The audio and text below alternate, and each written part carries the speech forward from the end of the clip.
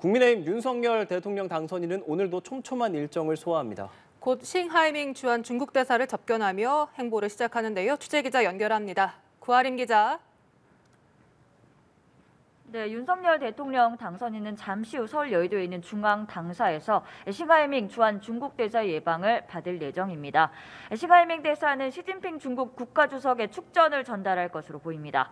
윤석열 당선인은 오후에는 크리스토퍼 델 코르소 주한 미국 대사 대리를 접견하며 외교 행보에 속도를 냅니다.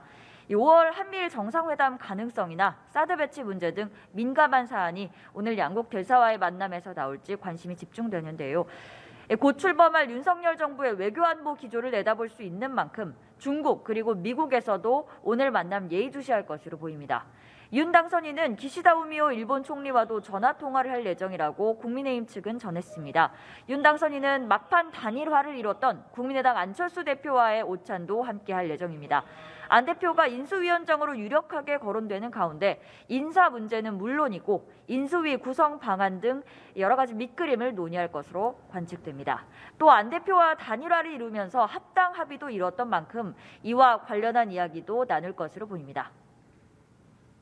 더불어민주당 소식도 알아보죠. 대선 이후 첫 의원총회를 열고 수습 방안을 논의할 예정이라고요?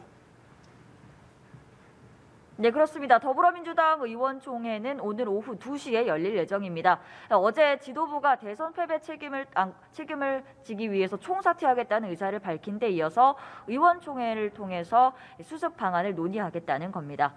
민주당은 일단 윤호중 원내대표가 비대위원장을 겸임하는 관리형 비대위 체제로 가기로 했습니다.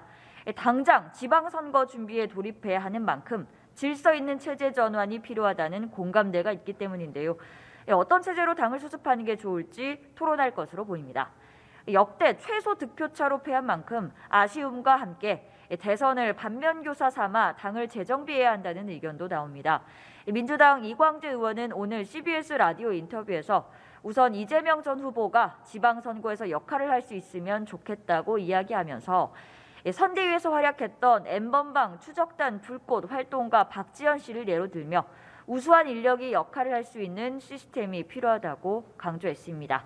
지금까지 국회에서 전해드렸습니다.